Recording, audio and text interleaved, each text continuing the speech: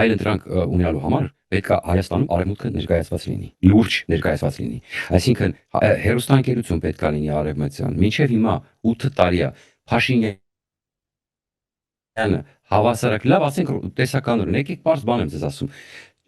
Այն որ ասում են Փաշինյանը գնում է, ոչ Փաշինյան չի գնում ապրում։ Ես գտել եմ իդեալական ֆորմուլան։ Եատամիստներն ու գուբերնիստները։ Եատամիստն Փաշինյան ենք, գուբերնիստներ են, ասենք Քոչարյան ենք, կոպիտ ասած, եթե բաժանում ենք։ Նրանք ուզում են Կադիրովի պես երկիրը ղեկավարեն, սրանք ուզում են մնալ եատամայում, օգտվել այդ բոլոր բարիքներից, պահպանել իրենց դիրքերը, երկիրը բաժանած գծածագրպանները, իրանք այդ վիճակը իրենց ձեռը տալի։ Իրանք չեն ուզում գնալ արևմուտք, որտեղ արևմուտքում Երբ որ գնացին արևմուտք, օրինակ Walmart-ը որ եկավ մտավ Հայաստան, լրիվ սահման խնդրեմ կունենա։ Որտեղ տարիներ շարունակ եւ միջև հիմա ինք շարունակում է արտոնյալ ձևով իր սիթիները զարգացնել։ Արտոնյալ ձև, ամի երկու սուպերմարկետ է կողքից ավելացել։ Բայց մեկը ասենք մնում է սիթիների ցանցը կոպիտ ասեմ, հա։ Ասենք չգիտեմ, այդ անձեռում էլի ինչ որ էլի շաքարավազ էլի ինքն է հիմնականում բերում։ Ինչն է փոխվել, ոչ մի բան։ Մի երկու սուպերմարկետ ավելացել, այն ժամանակ էլ կար։ Հայտնվում էր կորում էր։ Հիմա եթե եկավ Walmart-ը կամ իսկական Carrefour-ը, այդ Carrefour-ը իսկական Carrefour-ը չէ, դա արաբական Carrefour-ն, դա ֆրանսիական Carrefour-ը չի։ Ֆրանսիական Carrefour-ը, տեսեք, ինքը իր նավերով ապրանքը բերում է, իր ձևով որոշ բաներ հենց ինքն են հենց այդ կոնցեռնը արտադրում, հա, որպեսզի իր գնային քաղաքականությունը սահմանի։ Մտա ես հայկական Carrefour կեսը լրիվ Սամոյի բերած ապրանքներ կներեք արտահայտությանս համար։ Դե ժողովուրդը տենց ասում, ես էլ տենց եմ ասում, ոտվածները։ Հիմա ամեն դեպքում քաղաքական էլիտային անդրադառնա։ Տեսեք, հիմա տեսեք, դրա համար եմ ասում, քանի դեռ տարական բաներից սկսած արևմտյան սկսենք դրանից Վրաստանում երբ որ եղավ հեղափոխություն, անգամ 1-2 հեռուստաընկերություն այնտեղ արտասահմանից եկավ ներդրումներ արեցին հեռուստաընկերություններ։ Դրա համար այսօր այդ հասարակությունը, այդ երիտասարդությունը, որ տանջվում է, պայքարում է, թեկուզ հիմա ոչ այդքան արդյունավետ, բայց տանջվում է, պայքարում է, դուրս են գալի ազատատենչություն կամ էջները եւ հասկանում են ինչա Եվրոպան, հասկանում են ինչա, ոչ թե ուղակի ասում են գնանք այնտեղ, օրինակ այն ժամանակ որ Սաակաշվիլին հեղափոխություն արեց, ասում են գնանք տնենք այնտեղ ինչ կտան մեզ։ Հենց այդպես էլ եղել է իրականում։ Նույնը հիմա Հայաստանում է, որ մեկ այն մարդիկ, ովքեր Եվրոպա են ուզում, իրանցից շատերը չեն հասկանում ինչա Եվրոպան, Եվրոպայի արժեքները, հա, իրանք չեն պատկերացում չունեն անգամ, իրանք ասում են հիմա գնանք այնտեղ տենանք, այնտեղ ինչ կլինի։ Այդ տրամաբանությամբ խորը հիասթափություն է լինելու, ասեմ ձեզ։ Դու չես հասկանում ինչա Եվրոպան եւ պատրաստ չես այդ տրամաբանությամբ ապրել ու շարժվել, խորը հիասթափություն է սպասվում, կամ արևմուտքը, կամ Միացյալ Նահանգները, սա գիտեն այստեղ մեղր է սկսել։ Դա ամեն ինչը հաջողությունը հիմնված է աշխատանքի ծանր, այստեղ ասում են hard work-ի վրա, ծանր աշխատանքի վրա։ Այսինքն, բայց երբ որ մարդը համապատասխան վարձատրվում է, իր համար այդ աշխատանքը այդքան ծանր չի թվում։ Հակառակը ինքը մեթոդ է մանգալի, էլ ավելի ծանր աշխատի, որ մի քիչ ավելի շատ վաստակի, հա։ Կոպիտ ասած, տրամաբանությունը սենց է։ Հիմա պետք է հասկանալ հետևյալ տրամաբանությունը։ Այո, Ռուսաստանը ներխուժած է Հայաստանը։ Բոլոր բջիջներում մտած է։ Բայց Հայաստանում արևմուտք չկա։ Ասենք թե Փաշինյանը եզրափակելով ինքը դες բողոքում էին 2-3 տարի ռուսական մամուլից են բողոքում։ Արևմուտքը դեռ 2008 թվականից ես այս տեղեկություն ունեմ, իդեպ չեմ մանրամասնի որտեղից, այն ժամանակ Sky News կոչվածը 2008 թվականին ուզում էր Հայաստանում հեռուստաընկերություն գնել։ 2008 թվականին։ Մինչև հիմա չկա արևմտյան մեդիա, տեսեք, Sputnik Armenia, բազմաթիվ մեդիաներ, որոնք ֆինանսավորվում են Ռուսաստանից կամ ռուսական հետք ունեն։ Մի հատ նայեք Հայաստան, ինչա կատարում։ TV-ները,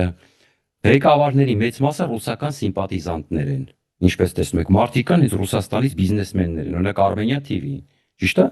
Իրանք ռուսական սեփական, իրանք հայ չեմ համարում, իրանք Ռուսաստանի քաղաքացիներ են եւ խոշոր բիզնեսմեններ են ռուսական։ Հիմա ցույց տվեք գոնե մեկ բիզնես, որ ասենք օրինակ ամերիկացի է ու Հայաստանում հեռուստաընկերություն ունի կամ խոշոր կայք ունի։ Իսկ այն որ ֆինանսավորում էին, ասենք մի երկու հատ կայք կար, ռադիոկայան կար եւ այլն։ Դրանք սկսեցին վերցնել ամերիկացիներից փողերը ծառայել Ռուսաստանին։ Այսինքն հասկանում եք 8 տարվա մեջ Փաշինյանը որտեղ ամենագլխավոր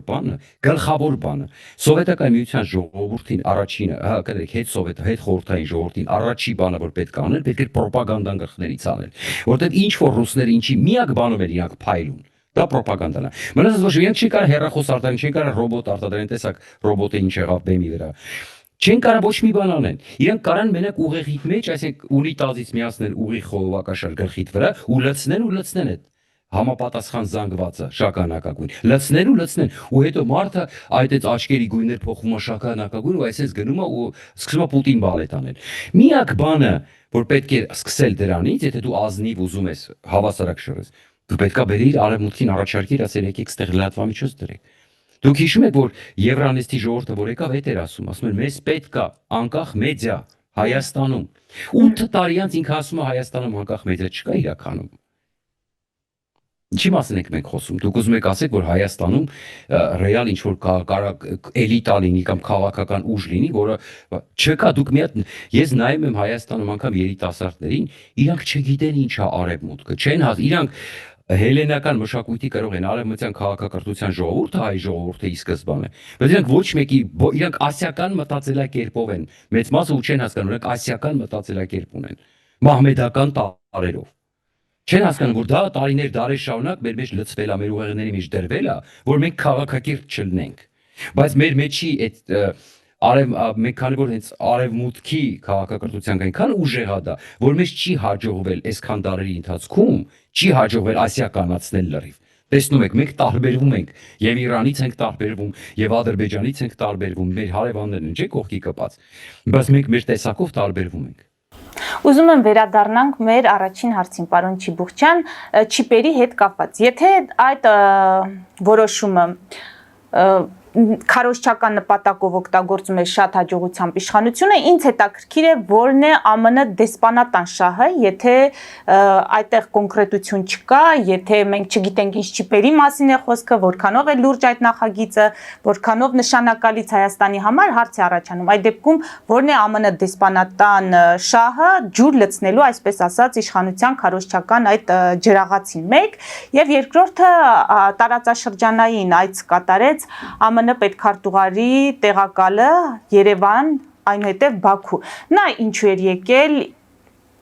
ինչ կարող եք ասել այս երկու թեմայի հետ կապված։ Տեսեք, նախ սկսենք նրանից, որ մի քիչ սխալ է ձևակերպել, որ ամերիկյան դեսպանատունը ջուր է լցնում կամ ամերիկյան ջուր է լցնում իշխանության դեսպանատունը հաղորդագրություն է տարածել, ասում է շատ կարևոր առաջընթաց է սա ամերիկյան առևտրային եւ ներդրումային հարաբերություններում։ Ցանկացած ներդրում այդպես են ասում, իրանք մի հատ նայեք բոլոր ներդրումներին հետո Ամուլսարի հետ կապված էլ ասեցին, հետո Ամուլսարից հետո սկսեցին հիասթափություն հայտնել, դեսպանները 50 անգամ գնացին Ամուլսար, ցույց տալով, որ սա պետք է աշխատի, ասենք հիշում եք, բոլոր ամերիկյան դեսպանները գնացել են Ամուլսար, բոլոր, ովքեր եղել են Հայաստանում, բոլորը այցելել են Ամուլսար, հա, այսինքն տեսեք, իրենք հասկանում, իրենք չեն ուզում կոնֆլիկտի մեջ մտնել Հայաստանը։ Հիմա տեսեք, Թրամփին ինչ ասի, Հայաստանի իշխանությունները չգնացին Վաշինգտոն, տարան թուրքերն ու ադրբեջանցիները։ Ես այդ մասին շատ անդրադարձել եմ, չկրկնեմ, կարծում եմ մեր եթերում էլ եք ասել, այո։ Բայց Թրամփը փոխեց ամեն ինչ, ֆռացրեց իր օգտին։ Ֆռացրեց իր օգտին։ Այսինքն այդ ժամանակ թուրք-ամերիկյան ծրագիր էր, Վիտկոֆը գնաց, պայմանավորվեց Ալիևի հետ, ինչ որ արաբական երկրներ խառնվեցին, Թուրքիային համոզեցին, Թուրքիան կանչեց Էրդողանը կանչեց Փաշինյանին ու հետո մեկ էլ օգոստոսի 8-ը եղավ։ Տեսեք, ընդ որում այն ժամանակ անգամ արտահոսքեր կային, որ ինչ որ թուրքական ընկերություն պետք է գա եւ այլն։ Տրամփ ամեն ինչը ջնջեց, որտեղ հասկանալի է, ոչ մեկ չի ուզում որ Թուրքիան, հատկապես Իսրայելը հիմա այդքան որ հակաիսրայելական արշավ է գնում, դա իրականում ռուսների կողմից ուղղորդված է հիմա, որտեղ իրենք հասկանում են, որ փոխվում է աշխարհքաղաքական պատկերը, Իսրայելը դառնում է Թուրքիայի գլխավոր հակառակորդը, Ադրբեջանը այլևս կամած Իսրայելում են սկսում գիտակցել, որ Ադրբեջանը այլևս այդ չի լինելու, որովհետև Թուրքիայի հակամարտության պայմաններում իրանք չեն կարող Ադրբեջանին 100%-ով վստահել, որովհետև իրանք հիմա արդեն առաջիկա 10, 15, 20 տարվա ռազմավարության մեջ դրել են, որ իրենց գլխավոր թշնամին դա Թուրքիան է։ Հիմա այս իրավիճակում Ամերիկան ինչ է անում։ Ամերիկային պետք է Հայաստանը։ Իրանք իրենց շահ ունեն, իրանք Հայաստանից պոկերու վրա են։ Հասկանում եք, այսինքն կամած մի ձեռնարկություն, երկու ձեռնարկություն, մի բան պոկենք դնենք, մի բան պոկենք գանք,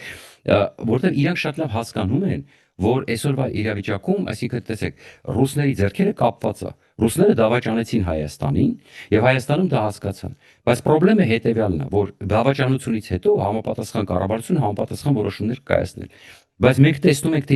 թե կոմպրոմատ ունեն, չգիտեմ, այս իշխանությունների վրա, թե նախկինների վրա կոմպրոմատ ունեն, այս իշխանությունների նախկինները չեն թողում, որպեսզի ինչ որ կտրուկ քայլեր անեն կամ բան եւ այլ այսպես շարունակ, բայց մենք տեսնում ենք, որ ԵԱՏՄ-ն զարգանում է եւ Հայաստանը շարունակում է խորը կախվածության մեջ լինել Ռուսաստանից։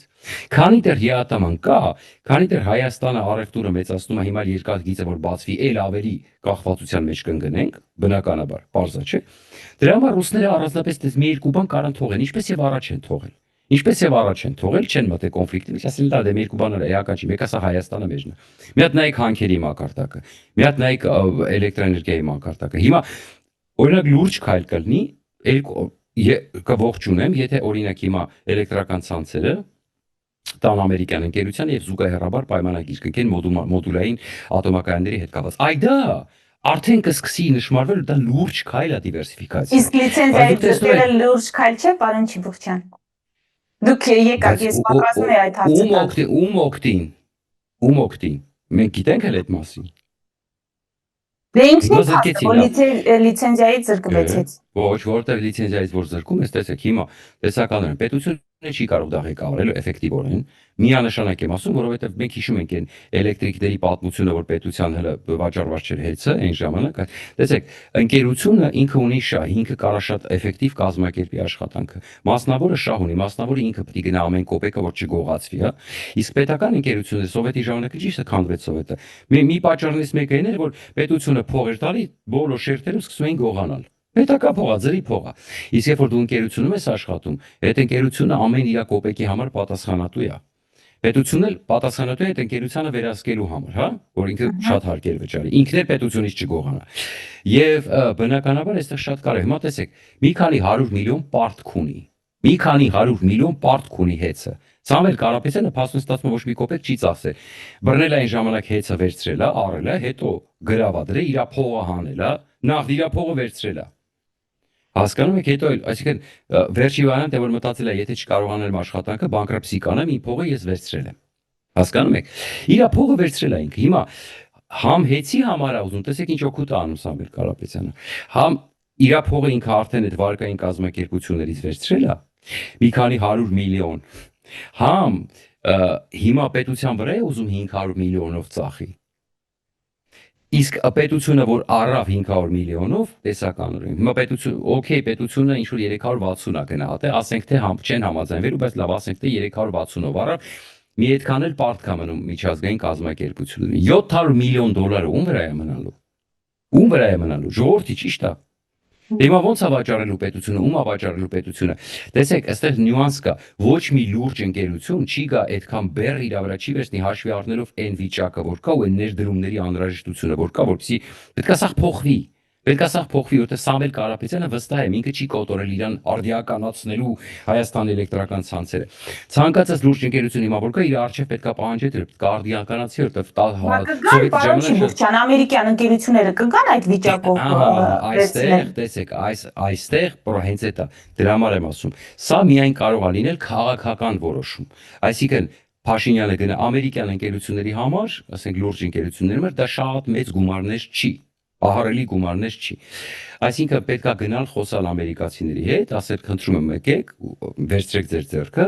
կամ եվրոպացիների հետ, ասենք մենք ամեն ձև կաջակցենք, որտեղ շատ մեծ գումար է, ասենք թե մենք այդ պարտքը դուք պիտի փակվեք, հա, եկեք, չգիտեմ, մենք պետությունը առել ենք, ասենք թե 360 միլիոնով, մենք այնտեղ մի 360 միլիոն, կոպիտ եմ ասում, ես այդ մանր թվերը չգիտեմ, այսինքն հստակ թվերը չգիտեմ, այսինքն պետությունը առնում է, ասենք ասում է ես քեզ կտամ 250 միլիոնով, ես 100 միլիոն կտուժեմ, բայց այդ պարտքերը մեկը քո վրա է մնալու, մեկը պետք է արդիականացնես, որտեղ արբիտրաժի տակ է այս անտերը, ասենք ոչ մեկ չի վերցնի հիմա, խնդրում եմ եկեք վերցրեք եւ կատարելագործեք պետությունն էլ ինչ որ հարկային թե բաներ կտա, արտոնություններ կտա առաջին շրջանում, չգիտեմ ինչ, այսինքն սա կարա լինի միայն քաղաքական որոշում, որ դու գնաս խնդրես ամերիկացին, ասես ալի տեր կանգնի, մեկին ասա թող գա վերցնենք, Դոնալդ Թրամփին դիմես, ասես ընկերություններից մի քանիսին ասա թող գան նային, հասկանանք որ մեկը կարա ասենք Դոնալդ Թրամփը կարա իր գիգանտ ընկերություններից մեկին ասա գնա տես, ասենք օրինակի համար չգիտեմ տասնյակ միլիարդավոր դոլարներով բյուջեով, ասել գնա մի հատ տես այդտեղ կարող ես մեզ քաղաքական նպատակով պետք է այդ Հայաստանը, հա, կոպիտ ասած։ Դա համար եմ ասում, այդքան, այսինքն պետք է նախ հասկանալ, հիմա նախ 2 ամիս, իդեպ, եթե չեմ սխալվում, 2 ամիս իրենք կարող են վաճառել։ Հիմա Պուտինի այս վիճակը եսի միջ վիճակ չի, օրինակ առաջ որ ինչ որ մի ռուսական բիզնեսմեն այսպես լավ թափողներ, արագ կառներ այդ, հա։ Հիմա առաջիկա երկու ամսվա ընթացքում հեծը պետքա վաճառի։ Հիմա ես ենթադրում եմ, որ կարող է եւ ես չեմ բացառում, որ հիմա մի ռուսները արագ կկազմակերպեն դա կառնեն։ Նա սպասենք տնենք երկու ամսվա մեջ Սամվել Կարապետյանը կարող է դա վաճառի, թե չի կարողանում դա վաճառի, եւ ում է դա կարող վաճառի։ Ես սկսենք նրանից, որ մի բան էլ մի մոռացեք, որ եթե Պուտինը հրահանգ տա Սամվել Կարապետյանին, դա շատ էժան վաճառել ինչ որ մի հատ, չգիտեմ, օրինակ, Գոդնի Սանովին օրինակի համար, որը թուրք ադրբեջանցի օլիգարխ է, որը շատ մեծ կարողություններ ունի, եւ կարող է նա վաճառի։ Եվ այստեղ հարցը Հայաստանի իշխանությունները պետք է կարողանան ինչ որ մի ձև այդ գործարքները կանխել։ Եթե հանկարծ ասենք եւ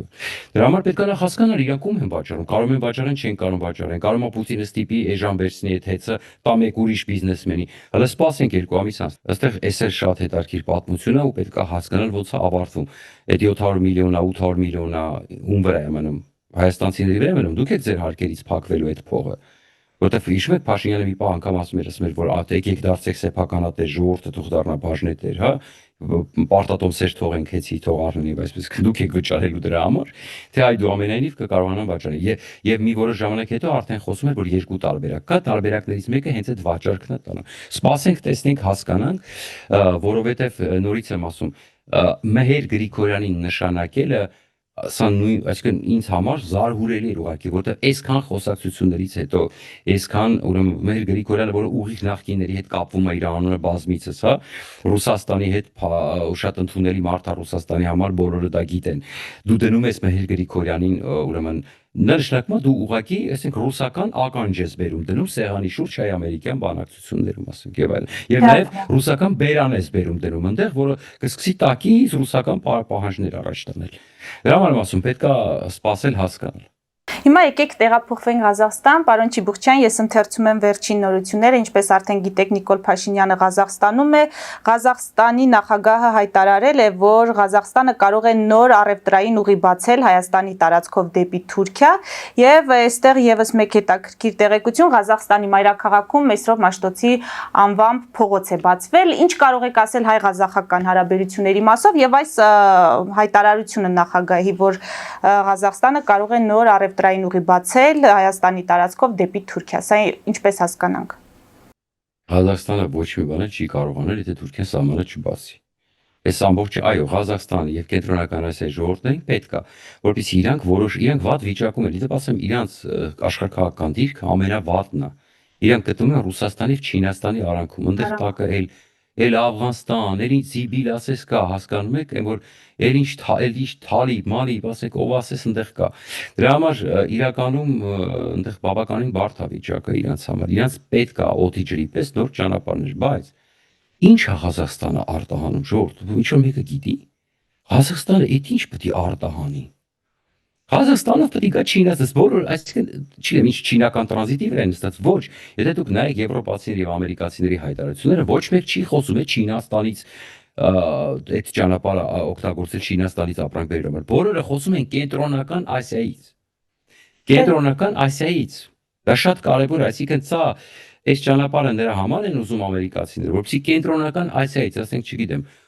Ֆրանսիան Ուրանն է ստանում, օրինակ, լավ, Ղազախստանից Ուրանը գա այդ ճանապարհով անցնի, ինչ որ բաներ, չգիտեմ,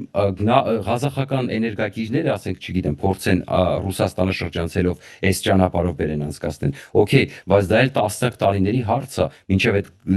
գազամուղերը կառուցում, նավթամուղերը կառուցում, չգիտեմ, ինչա որտեղով է կառուցում։ Այդ բոլորը 10, 15, 20 տարվա հարց է, մինչև այդ հարցերը լուծվեն։ Դա մի օրվա երկու օրվա բան չի, բայց գլխավորը ես ասեմ ձեզ, տեսեք, ղազախները իրանք թուրքալեզու ժողովուրդ են։ Իրանք ադրբեջանցիներին համարել են եղբայր, միշտ որտեղ համարել են հարազատ ազգ։ Իրանք տարբերվում են, իրանք չեն ուզում Թուրքիայի ազդեցության տակ ընկնել, իրանք շատ հետաքրքիր ժողովուրդ են, ասենք, իրանք ավելի շատ իրանք մոտ են ռուսների հետ օրինակի համար, հա, մի մասը չգիտեմ չինացիների հետ, ասենք, բայց հիմնականում իրանք ռուսացվել են այսքան տարիների ընթացքում, իրանք ռուսացվել են, իրանք մոտ շատերի մոտ երկրորդ լեզուն, ասենք, ռուսերենն է եւ այսպես շարունակ։ Իրանք տարբերվում են Թուրքիայից։ Իրանք համարում են, որ իրանք ավելի մաքուր, չգիտեմ, թյուրքական ազգ են, քան թուրքերը օրինակ Այսօր բայց իրանք միշտ երկրպագեր են Ադրբեջանին, որտեղ իրանք մեկը համարում են իրենց հարազատ Ադրբեջանին։ Միակ տարբերությունը այն է, որ իրանք այդ առումով ավելի հանգիստ են հայերի հանդեպ հարաբերությունները Ղազախստանում հայկական համայնք կա, իրենց միշտ նորմալ են զգացել Ղազախստանում, չգիտեմ, բիզնեսներ են անում եւ այլպես։ Չեմ ասում շատ լավ, որտեղ այդուամենայնիվ ես չեմ ուզում, ես շփումներ ունեցել եմ ղազախների հետ, ասեմ թե շատ սպეციფიկ ժողովուրդ են, շատ սպეციფიկ եւ որ ասում հիացած չեմ, անկեղծ հա, մի քանի շփում եմ ունեցել, ինչ որ ընդհանուր գիծ կա, որը ասենք օրինակ մեզ հայրից հոգի հարազատ չի էլի, ասենք այդ չմանրանա, բայց գլոբալ այս առումով այո, ղազախները միշտ ավելի լավ են տրամադրված եղել հայերի հանդեպ քան ասենք Ադրբեջանում Թուրքիայում բարձր հասկանալի հանգամանքները։ Հիմա իհարկե իրանց այն ինչ որ Հայաստանը անում է ձեռատալի Ղազախստանին։ Մեկ տասնյակից ավել պայմանագրեր են ստորագրել ներողություն։ Իհարկե ձեռատալի իրենց համար սա վերջապես ճանապարհը, ասենք որպեսզի կարողանան ընդ որում ասեմ ձեզ, այլ ապրանքներ իրանք էլի կարողանում են արտահանել, ասում եմ, դժվարությամբ, հեշտությամբ, մի քիչ ավելի երկար։ Դու տեսակ չէ ինչ երկար հասավ ղազախական ծորենը Հայաստան, այն որ ասում հասավ, չհասավ, տեսել չիմացանք, ոնց որ թե հասավ մի կերպ։ Հիմա պատմությունը լրիվ ուրիշ պատմություն է։ Իրանց համար ամենակարևորը, հիմա ես ասեմ իրականում, ամենակարևորը այդ երկարաժամկետ կտրվածքով իրանք փորձում են էներգակիրները կարողանան իրանք հիմա խորը կախվածություն ունեն Ռուսաստանից, շատ խորը էներգակիրների առումով։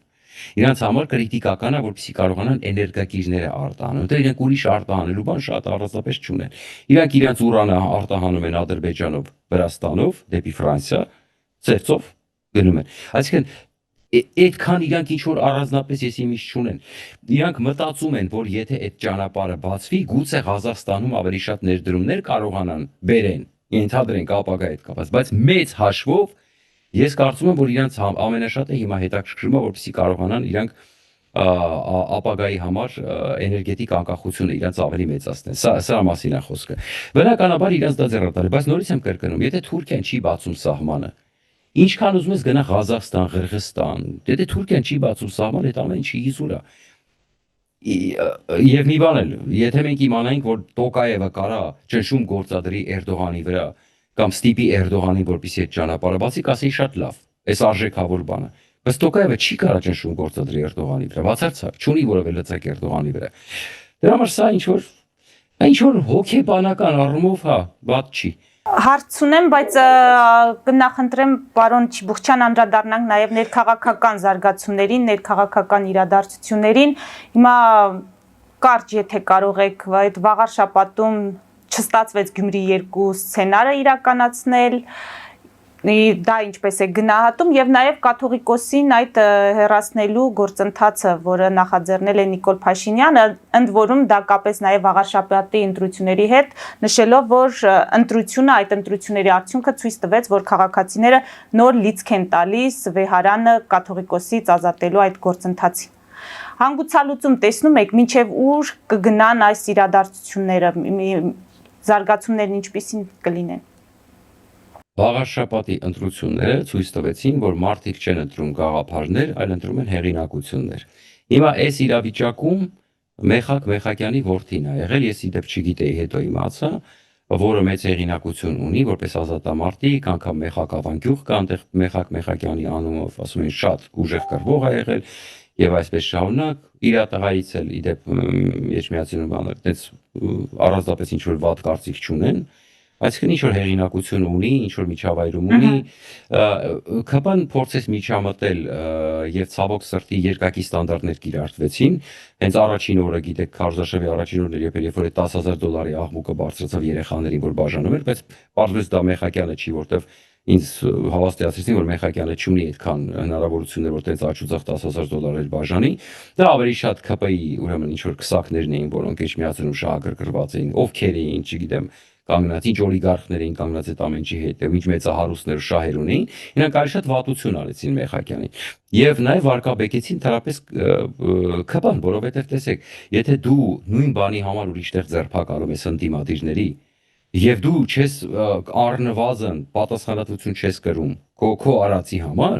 դա նշանակում է, որ ինչ որ, այսինքն արտոնյալի կարգավիճակ է, այսինքն վարչական ռեսուրս ես դու կիրառում Բայց եթե մյուսն է այդպիսի բան անում, այսինքն որպեսի մթնոլորտը առողջանա, դա պետք է ընդհանրապես վերացվի, պետք է պատժվի եւ յուրայինը եւ ուրեմն ընդդիմադիրը։ Չի կարելի մեկին պատժել, մեկին չպատժել։ Դու դրանով արդեն արդարությունը ջնջում ես։ Ու դա իր հետևանքներ ունենալու է հետագայում։ Հիմա Տաշիր Սամոն կուսակցություն է ստեղծել ընտրությունների ժամանակ։ Նա էլ կսկսի անել դա տարբեր ձևերով։ Գագիկ Ծառուկյանը կսկսի անել տարբեր ձևերով։ Ինչի՞ պիտի չանի, որտեղ եթե տեսնում ենք ՀՊ-ն անում է, իրանք հո հիմար չեն։ Տարբեր 3-4-ական մարդկանց միջոցով կսկսել են ասել մենք կապ չունենք։ Այսինքն, որպեսզի փոխանակ արմատախիլ անել այդ երևույթը, էլ ավելի են ծաղկացնում։ Այսինքն մարդկանց առնում են։ Սա ահա որ process-ը հասկանում եք, մենք ժողովրդավարական, եթե դու ուզում ես գնաս Եվրամիություն ապագայում, դու պետք է մարդկանց գիտակցությունը բարձրացնես, դու պետք է իզմերի պայքարը մղես։ Մեկը պետք է ասի ես կոնսերվատիզմ եմ քարոզում, մեկը լիբերալիզմ է քարոզում։ Մարդիկ պետք է ընտրեն որն է իրան ավելի հոգեհարազատ, լիբերալիզմը թե կոնսերվատիզմը, օրինակի համար, տեսականորեն։ Կոպիտ օրինակ եմ բերում։ Մարդիկ պետք է ընտրեն ծրագիրը, ինչ է առաջարկում տեխնացուն, հա։ Ես տեսա, որ այսինքն տեսեք, այսօր լավ, այսօր Մեխակյանը ընտրվեց, ենթադրենք Մեխակյանը ամենավատ տարբերակը չի, կոպիտ ասած։ 4 տարի հետո, 5 տարի հետո ելի լինելու է հեղինակությունների պայքար։ Այսինքն չի աճում, ժողովուրդը չի աճում, ժողովրդին չեն նախապատրաստում են մակարդակին։ Ընդդիմության գնահատականը ճիշտ է, որ Հայաստանը կապ չունի ժողովրդավարության հետ եւ այնինչ կատարում է քաղաքական բռնաճնշումներ են։ Չէ, այն հաշվի տեսեք, ախր այդ ընդդիմության ինչքան է բռնաճնշվեց, դրանց բռնաճնշել չի կարելի համարել, ես մի քիչ լավ բան չեմ ասում, բայց դրանց կերպար, ընդհանրապես որ ասում եք ընդդիմություն, Հայաստանում ինչ ընդդիմություն։ Ասում մեկը գուբերնիստեր են, մեկը ԵԱՏՄ-իստների չի մասին է խոսքը, ինչ ընդդիմության մասին եք մենք խոսում ընդհանրապես։ Հələ լուրջ ընդդիմություն, որ լուրջ կշիռ ունի, ես Հայաստանում չեմ տեսել։ Եկեք այդ ընդդիմություն մի կողմ դնենք, էլի, այդ ընդդիմությունը հայտարարել ինչ բարձրակույն։ Լավ, նախկին նախագահների ուժերը։ Տեսեք, Հայաստանում բացարձակ, այսինքն Հայաստանում կիսա ժողովրդավարությունը, ինչի մասին նաև իրականում արևմտյան կառույցներն են հաստատում։ Այսինքն ոչ մեկ չի ասում, որ Հայաստանը բացարձակ ժողովրդավար, դες բան չկա։ Հենց զեկույցները այդ մասին են ասում, որ Հայաստանում կիսա ժողովրդավարական վիճակ է։ Կիսա է ամեն ինչ։ Հայաստանում կա ժողովրդավարություն, որովհետև մենք չենք կարող ուրեմն իրականում չենք կարող այսպես աչքերս փակել ու ասել չէ։ Սկսենք նրանից, որ այսինքն խոսքի ազատության մակարդակը, թե ասենք ով ինչ ուզում ասում է, չէ, մեծ հաշվով։ Մնացածը արդեն ոնց որ ասում է գրագիտությունից է գալի, հա, ընդհանուր մթնոլորտից է գալի։ Դու կարող տեսեք ինչ է ասում, օրինակ Վերոնեստի падգամավորը ասեց, որ գերմանացին ասեց, որ տեսեք, ասեց ամեն ինչ ասել երբ որ ամեն մեկին թույլատրված ամեն ինչ ասել, դա դեռ չի նշանակում, որ ազատ մամուլ կա։ Որովհետև դու կարող ես ամեն ինչ ասես ու ամեն ինչ սուտ ասես։ Նշանակում է կարող ես ապակողմնորոշել։ Բայց այն, որ թույլատրված է բոլորին ամեն ինչ ասել, հասկանում եք, հարցը այն է, որ այս տարբերությունը կա, որ Հայաստանում ազատ մամուլ չկա, բայց բոլորը կարող են ամեն ինչ ասել։ Այս տարբերությունը պետք է հստակ հասկանալ, որտեղ դու կարող ես ամեն ինչ ասել, ոչ մի բան ճիշտ չասել։ Կոպիտ եմ ասում։ Դրա համար պետք է ընդունել, որ դրա համար կիսա ժողովրդավարական ամեն ինչ։ Այսինքն առաջվա համեմատ տարբերություն կա, ահռելի է։ Մեծ է տարբերությունը, մենք տեսնում ենք, հա, երբեք այսպես չի եղել, որ վարչապետին ով ինչ ուզել, Սերժ Սարգսյանին ոչ մեկ չէր կարող այսքան բան ասել, ինչքան հիմա են ասում, հա, նույն ասեք Փաշինյանի հասցեին կամ գործող կառավարության հասցեին, հա, կամ նույն Սերժ Սարգսյանին եւ Ռոբերտ Քոչարյանին այսքան բան չէին կարող ասել այս մի կողմից, որովհետեւ հիմա տեսեք ինչ է, ինչ ուզում ասում է Ռոբերտ Քոչարյանի, Սերժ Սարգսյանի հասցեին, չէ, ի վերջո։ Դա բան այդ իմաստով նայում ես, չի կարելի համեմատել։ Բռնաճնշումներ, տեսեք, այո, բազմաթիվ գործեր կան, օրինակ տեսականորեն մարդ կա, որին կոպիտ ասած կարած որպես ռուսական գործակալ բռնես դատես, տեսական օրինակ եմ ասում, բայց բռնում են դատու ինչ հիմար հոդվածում։ Հասկանում եք։ Կասկածերի ինչ որ մի բանով։ Եվ գիտեք դա ինչի մասին է խոսում։ Կամ իրենք ռուսներից են վախենում, որպեսզի հենց դնես այդ հոդվածով դատես, որ ինքը ռուսական գործակալ է։ Ինչ մի հատ հիմար բան են գտնում, որը ի վերջո կարան գնան եվրոպական դատարանում պարտվեն այդ գործը։ Ու ի վերջո այդ մարդը ճիշտ է, ինչ ժամանակավոր այդ մարդուն ինչ որ ասենք ոնց որ խաղից հանում են, այս պայթուսա, կամ ինչ որ շանտաժի են ենթարկում, կամ ինչ որ ոնց որ տպավորություն տենց որ ժամանակավոր։ Այսինքն տեսեք, մեր բոլորի աչքերում այդ մարդը անմեղ չի։ Այսինքն դրան բռնաճնշելը մի քիչ ասենք բան է, էլի աբսուրդ է, որ ասես սրան բռնաճնշեցին։ Բայց մյուս կողմից նայում ես ինչ մեղադրանք են ներկայացրել, ասում ես դուք լավ եք։ Դուք սրանով այս մարդուն հերոսացնում եք։ Եվ կաթողիկոսին կհաջողվի հեռացնել։ Շատ կարճ բառը։ Կաթողիկոսի թեմա ոչ մեկ չգիտի կհաջողվի, դա շատ բարդ թեմա է, բայց այն որ այս հաղթանակը ընդհանրապես կաթողիկոսի հետ կապ չուներ, որտեղ նույն Մեխակյանը ընդհանրապես դեմ դուրս չեկավ կաթողիկոսին եւ ինքն էլ Փաշինյանը երեք հետ կանգնեց։ Չտեսակ արդեն մեղմել էր դիրքորոշում, ասում էր արդեն ինձ գոհացնում է հոգեվոր կյանքի առողջացում է գնում, ասում արդեն ինձ գոհացնում է իրավիճակը։ Այսինքն հայ այդ միտինգը ասում է կա հələ ապագայում է, չենք հանել օրակարգից, բայց ամենակարևորը ինքը չգնաց Էջմիածին ելույթ ունենալու, որովհետեւ շատ լավ հասկանում էր, որ իր օրակարգը կաթողիկոսի Էջմիածնում պոպուլյար չի։ Եվ եթե ինքը գնար Էջմիածնում ելույթ ունենար, կարող ենք Մեխակյանը պարտվեր։ Այսինքն ծերծերին չէ հաղթեց Մեխակյանը։ Ծերծերին այդ 50 ավերը ստացավ, այն էլ մնացածի ավելացված ձեների հաշվին։ Եթե ինքը գնար ելույթ ունենար, կարող է եւ պարտվեր։ Դրա համար եթե ուշադրություն դարձեցիք, իրան հերո պահեցին Էջմիածնի քարոզ արշավից։ Բայց դեպքում ինչ օրակարգի մասին է խոսքը։ Ընդհանրապես այդ կաթողիկոսի այդ Տեր շոուի օրակարգը ինքը ես կարծում եմ շատ, այսպես ասում եմ, կասկածելի օրակարգ էր, թե ինչի դա ստեղծվեց։ Շատ ուրեմն բազմաթիվ հարցականներով, բազմաթիվ, որոնց ես առանձին այսպես հիմա պատրաստվում եմ, հավաքում եմ տրամաբանությունը փորձում եմ հասկանալ, առանձին պետք է ներկայացնեմ, թե որտեղ էր այդտեղ տրամաբանությունը, եթե սա էր, ուրեմն ապա խիսա արվեց, եթե ուրեմն սա արվեց, ուրեմն ինչի նա արվեց, այսինքն այստեղ տրամաբանական գիծ չկա ինչի համար արվեց, մեխանիզմ հանելու կաթողիկոսին ինքը չունի,